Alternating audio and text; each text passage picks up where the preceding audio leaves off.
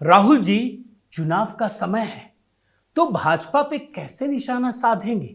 ये भाजपा वाले करते क्या हैं, जरा बताइए ना, और वो भी 24 घंटे। जरा बताइए। ये भी नफरत फैलाने का काम करते हैं। 24 घंटा हिंदू मुस्लिम, हिंदू मुस्लिम, हिंदू मुस्लिम, हिंदू मुस्लिम, हिंदू मुस्लिम। अच्छा, 24 घंटे हिंदू मुस्लिम, हिंदू मुस्लिम।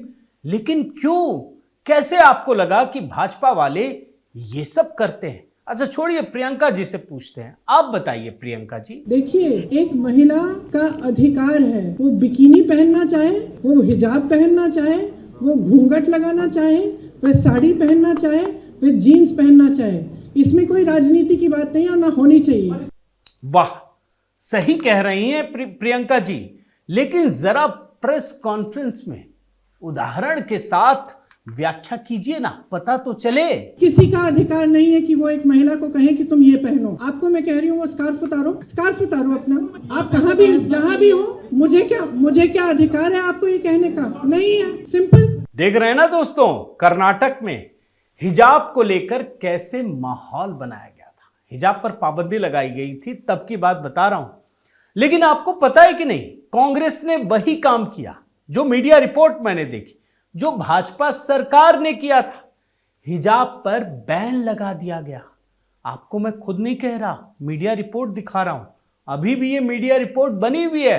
हालांकि जैसे ही मैं वीडियो बनाने लगा तो ये भी देखा कि सरकार डर गई। क्यों डर गई ये दिखाऊंगा, और उसके बाद एक नया स्पष्टीकरण भी दे दिया, और वो लिंक भी आपके साथ साझा कर रहा हूं। मगर इस कहानी में बड़ा पेंच है, इसलिए कर्नाटक के कुछ और कांग्रेसी नेताओं की बात दिखाता हूं। सिद्धारमैया जी, जो इस समय मुख्यमंत्री हैं, वो जब विपक्ष में थे तो कहते थे किसे क्या पहनना है, किसे क्या नहीं पहनना है, ये उनका फंडामेंटल राइट है। जरा खुद सुनिए, पुराने बयान निकाल कर लाया हूं। Muslim girls wearing the red scarf. They have been using it since beginning. The fundamental rights. It's a fundamental right. This is politically motivated. देख रहे हैं ना। और जो इनके इस समय उप मुख्यमंत्री हैं डीके शिव कुमार, वो तो और आगे बढ़कर बोलते थे जब ये विपक्ष में थे कि ये मुस्लिम लड़कियों को संविधान से अधिकार मिला है कि कब कहां क्या पहनना है। ये पुरानी बाइट भी सुन लीजिए। Our constitution is the priority. It is the Bible, it is the Bhagavad Gita, it is our Quran. That is what the Congress party has given when it got freedom and the Indian government has provided us. We have to look at that. Constitution has given us an opportunity to do how to do, what to wear, what not to wear. लेकिन जानते हैं, पहले ये अधिकार छीन लिया गया कांग्रेस की सरकार में, और इसीलिए मैं मीडिया रिपोर्ट आपको दिखा रहा हूं।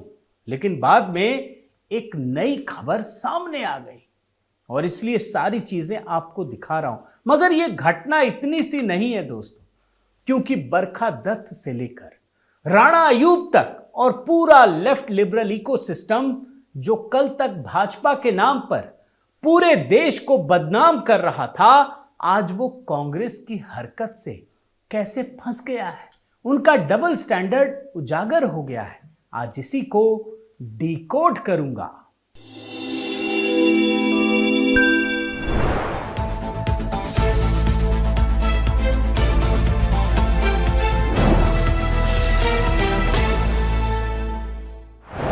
साथियों नमस्कार, मैं हरिश्चंद्र बर्णवाल।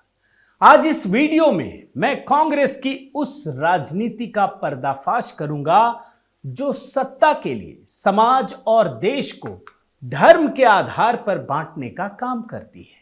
कर्नाटक में कांग्रेस की सिद्धारमैया की सरकार ने 2 दिन पहले घोषणा की कि राज्य में आयोजित होने वाली परीक्षाओं में कोई भी परीक्षार्थी सिर को ढककर परीक्षा नहीं दे सकता है। और जो बात बता रहा हूं ना, वो आपको रिपोर्ट भी दिखा रहा हूं। बाद में तो ये तो कुछ भी कह सकते हैं ना। क्यों? इसलिए यह आदेश जारी किया गया कि सिर्फ गले में चैन या मंगलसूत्र पहनने की छूट दी गई, जो मैं रिपोर्ट दिखा रहा हूं। और ऐसा इसलिए किया गया कि सिर से गर्दन तक के हिस्से को कपड़े से ढक दिए जाने के कारण परीक्षार्थी परीक्षाओं में नई नई तकनीकों का उपयोग करके चीटिंग करते हैं। यानी कांग्रेस की सरकार ने ये कदम सभी परीक्षार्थियों के हित में लिया, ऐसा मैंने माना और मुझे ठीक लगा। खबर तो देखिए यही तो भाजपा सरकार भी कर रही थी, लेकिन जैसे ही ये खबर सामने आई ओवैसी जी फुल फॉर्म में आ गए। उन्होंने तुरंत कांग्रेस को लपेटे में ले लिया। इतने सारे बयान, जहां चले जाइए यही सारी चीजें, और ओवैसी से कांग्रेस डर गई। जानते हैं क्यों? क्योंकि तेलंगाना में चुनाव है और मुस्लिम वोटरों के सामने जिस तरीके से ओवैसी कह रहे थे उससे तो सबको डर लगने लगा। कांग्रेसियों की तो हालत खराब हो गई, क्योंकि ओवैसी जी छाती पीट रहे थे कि देखो जी क्या कर दिया है। और आपको पता है ना दोस्तों कि तेलंगाना के मुस्लिमों को लुभाने के लिए कांग्रेस किसी भी हद तक जा सकती है। कर्नाटक वाला फॉर्मूला यहां तेलंगाना में भी आजमाया जा रहा है। और इसीलिए पहले जहां हिजाब बैन की खबर आ रही थी वहां कांग्रेस ने पलटी मार दी और कहा कि कोई हिजाब बैन नहीं है। तो सवाल यह है कि फिर यह सर्कुलर निकालने की जरूरत क्या थी? क्या सिर्फ बहुसंख्यक समुदायों के लिए किया गया था? यह सवाल तो आज भी बना हुआ है, लेकिन इसकी जो बोलते ना इसके बैकग्राउंड में जाना बड़ा जरूरी है, तभी आपको सारी कहानी समझ में आएगी। और ये कितनी बड़ी घटना है, याद कीजिए हिजाब बैन का ऐसा ही निर्णय जब भाजपा की बम्बई सरकार ने फरवरी 2022 में लिया था दोस्तों, तो उस समय हुआ क्या था? कांग्रेस और उसके इंडी अलायंस के साथी दलों ने इसे भाजपा की सांप्रदायिक राजनीति कहकर विरोध का तांडव खड़ा कर दिया था। राज्य के कॉलेजों में इस नियम का विरोध करते करते हिंसा को भड़काया गया। याद कीजिए उस दौर को।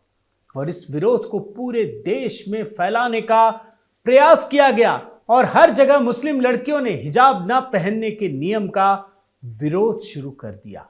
वो तो पल आप लोगों को लग रहा था कि लगता है फिर से कोई नया ये क्या नाम है, एक नया आंदोलन छेड़ दिया जाएगा, जैसे कि सीए प्रोटेस्ट के दौरान किया गया था। आपको याद है ना? और कर्नाटक में विरोध एक जिले के बाद दूसरे जिले में हिंसा का रूप लेने लगा। ये सब क्यों किया गया था? किस लिए इसे आगे बढ़ाया जा रहा था? आप याद कीजिए, हिजाब पर इस पाबंदी के नियम के विरोध में लेफ्ट लिबरल इकोसिस्टम ने मीडिया में नैरेटिव बनाने के लिए तर्क गढ़ने शुरू कर दिए थे। मैं आपको कुछ उदाहरण भी दिखा देता हूं। आप देखिए, द प्रिंट ने लिखा कि हिजाब पर खड़ा किया गया विवाद देश को पीछे ले जा रहा है। जैसे आज पहले जैसा कर्नाटक नहीं रहा, कर्नाटक भी बदल गया। यह तर्क गढ़ा गया दोस्तों कि इससे भारत की धर्मनिरपेक्षता खतरे में पड़ गई है। विरोध के लिए यह भी तर्क गढ़ा गया कि यह सब भारत में सांप्रदायिकता के बढ़ने के कारण हो रहा है। सर देखते जाइए क्या क्या होता है। इस इकोसिस्टम के जाने माने विचारक प्रताप भानु मेहता ने कहा कि हिजाब का विवाद इसलिए खड़ा किया गया है ताकि राज्य अपनी क्रूरता के लिए यहां के इंस्टीट्यूशंस का इस्तेमाल कर सके। क्या क्या चीजें नहीं कही गई, और सिर्फ एक ही वजह थी, सिर्फ इसलिए कि भाजपा सरकार को बदनाम करो, चाहे भारत को बदनाम करना पड़े। मैं आपको और कुछ उदाहरण दिखाता हूं। वॉशिंगटन पोस्ट में पत्रकार बरखा दत्त ने लिखा कि भारत का सिलिकॉन वैली घृणा के दलदल में फंसता जा रहा है। देख लीजिए इस आर्टिकल को बड़े ध्यान से। और वॉशिंगटन पोस्ट के ही एक दूसरे लेख में जो मैं आपको दिखा रहा हूं, बरखा ने लिखा कि हिजाब पर यह झगड़ा सिर्फ इसलिए किया जा रहा है ताकि मुस्लिम लड़कियों को शिक्षा से दूर रखा जाए। और इसी इकोसिस्टम की एक और पत्रकार है राणा अय्यूब। उसने क्या लिखा आप देखिए, हिजाब का विवाद खड़ा करके भारत को हिंदू धर्म के नाम पर रेडिकलाइज किया जा रहा है। एक सज्जन है दानिश अली, जान रहे ना कौन है, जिनके घर जाकर राहुल गांधी ने मोहब्बत की दुकान लगाई थी, सजाई थी। वो तो भाजपा राज में हिजाब बैन से हलकान हुए जा रहे थे। एक बयान निकाल कर लाया हूं आपके लिए ताकि आपको पता चले कि इन्होंने कहा क्या था। आप सुन लीजिए। ये मतलब ना तो जीन्स पहनने देना चाहते हैं, ना हिजाब सर देना चाहते क्या है? ये सिर्फ लोगों को बांटने की राजनीति है। इनका मकसद ये है कि नौजवान जो है कोई स्कूल ना जाए, वो पढ़े लिखे ना। देख रहे हैं ना, यानी पूरा लेफ्ट लिबरल इकोसिस्टम हकीकत से दूर अपने मन की कल्पना से तर्कों को गढ़कर हिजाब की पाबंदी के विरोध में नैरेटिव बनाने में जुट गया। यह भी समझाने का प्रयास किया गया कि भाजपा आने वाले विधानसभा चुनाव में वोटों के लिए ऐसा कर रही है। कहां से कहां कहानी लाकर जोड़ते हैं। एक तो बीबीसी है, उसने क्या लिखा मैं आपको दिखाता हूं। इसने यहां तक लिख दिया कि कर्नाटक के हिजाब के विवाद ने स्कूलों के क्लासरूम तक का ध्रुवीकरण कर दिया है। कहां तक ये लिख रहे थे, मैं इसीलिए ये सारे एग्जाम्पल ला रहा हूं। जब सड़क से लेकर लेफ्ट लिबरल इकोसिस्टम के मीडिया तंत्र में हिजाब पाबंदी पर विरोध का पूरा माहौल बनने लगा, तो राहुल गांधी ने क्या किया, कांग्रेस ने क्या किया, ये पीछे रहने वाले हैं, वो भी दिखाता हूं। राहुल गांधी ने बयान दिया कि भारत की बेटियों के भविष्य को खत्म किया जा रहा है। मैंने तो आपको बयान भी सुनाया ना। इन्होंने एक ट्वीट किया, ये ट्वीट देख लीजिए।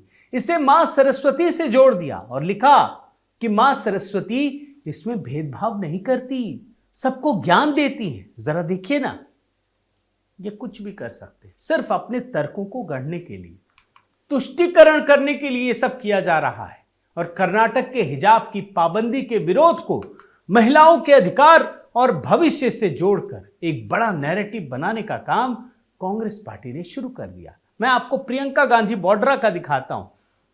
इन्होंने कहा कि किसी भी महिला को घूंघट, जीन्स, बिकनी या हिजाब पहनने का अधिकार संविधान ने दिया है, इसे कोई छीन नहीं सकता है। उन्होंने अपने ट्वीट पर यह लिखा कि महिलाओं का उत्पीड़न बंद हो। और ये ट्वीट जो मैं आपको दिखा रहा हूं 9 फरवरी 2022 का है। यानी पूरा सिस्टम, इस मुद्दे को लेफ्ट लिबरल इकोसिस्टम ने देश में ही नहीं, देश के बाहर भी इतना गर्म कर दिया कि जो आतंकवादी संगठन है इस्लामिक स्टेट, उसने मुस्लिम महिलाओं के सम्मान को बचाने का ठेका ले लिया और इसके लिए भारत में आतंक बरपाने की धमकी दे डाली। ये रिपोर्ट देख लीजिए, सोचिए, एक सोवरेन स्टेट को एक आतंकवादी संगठन धमकी दे रहा है। इनको शर्म नहीं आती इस सिस्टम को।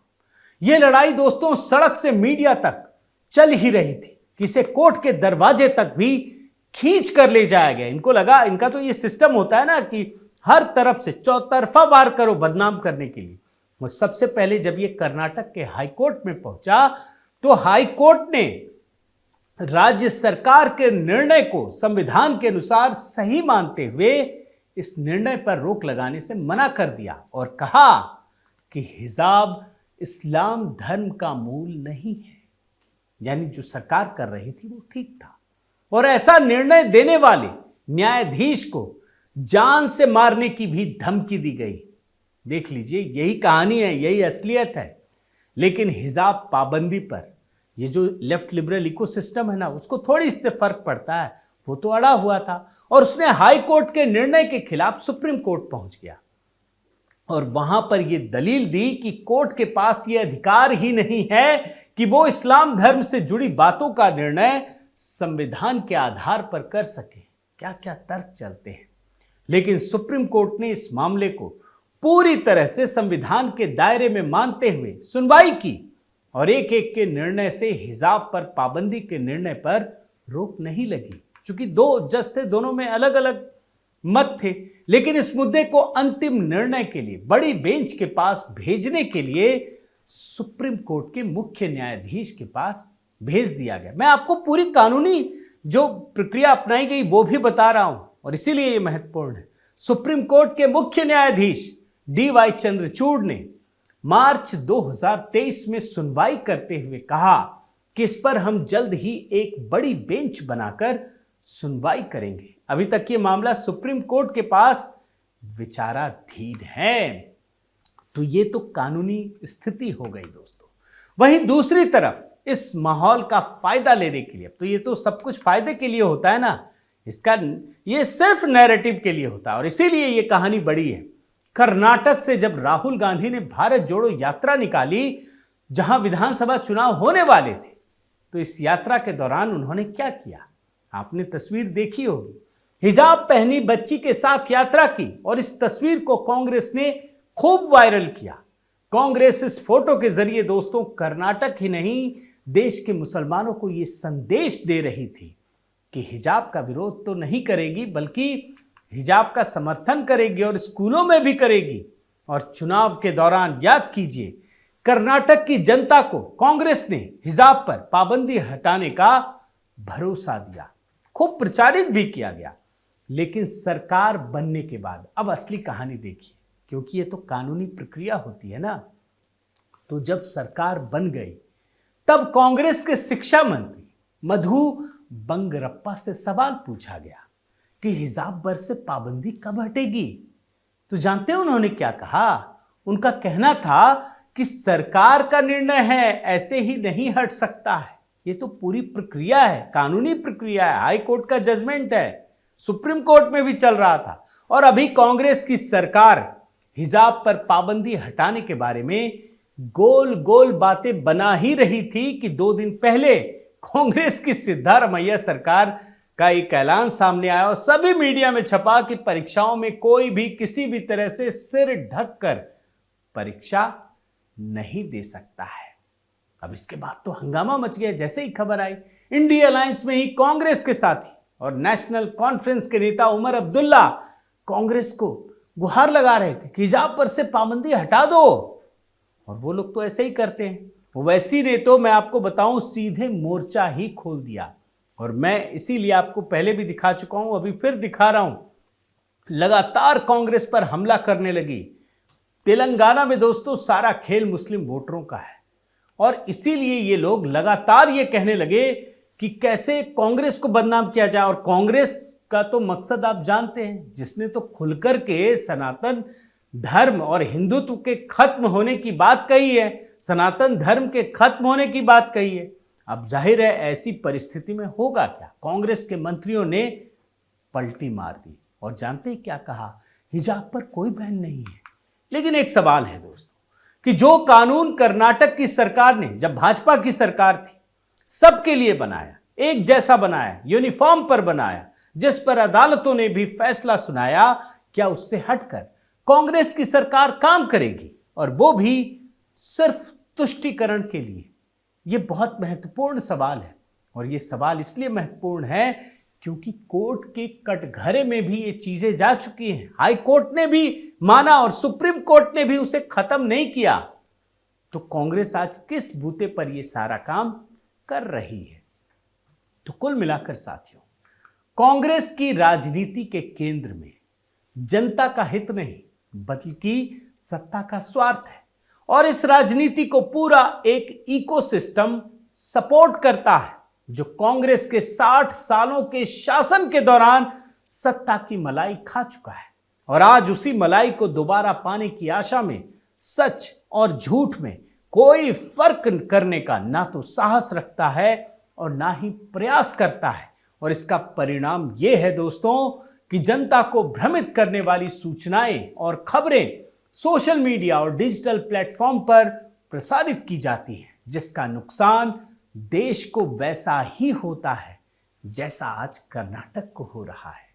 तो आज जब 5 राज्यों में चुनाव है दोस्तों, तो कांग्रेस की इस चाल को, कांग्रेस का जो गोल गोल घुमाने का, भ्रमित करने का ये जो एक तंत्र काम करता है, कहीं ये सनातन को खत्म करना चाहते हैं, कहीं ये हिंदू राष्ट्र की वकालत करते हैं, उसको समझना चाहिए। और तभी आपको ये पता चलेगा कि आम जनता के साथ कांग्रेस किस प्रकार से फरेब करती है। और यही इस स्टोरी की जो कहते हैं ना, जो निचोड़ है, इसका कंक्लूजन है, वो यही है। बहुत बहुत धन्यवाद। आपसे निवेदन है साथियों कि आप मेरे इस चैनल को ज़रूर सब्सक्राइब कीजिए, लाइक कीजिए, शेयर कीजिए, कमेंट कीजिए। और मैं जानता हूँ आप लोगों में से बहुत सारे लोगों ने अब तक सब्सक्राइब नहीं किया है, तो ज़रूर कीजिए और अपना प्रेम और स्नेह यूं ही बनाए रखिए। बहुत बहुत धन्यवाद। नमस्कार।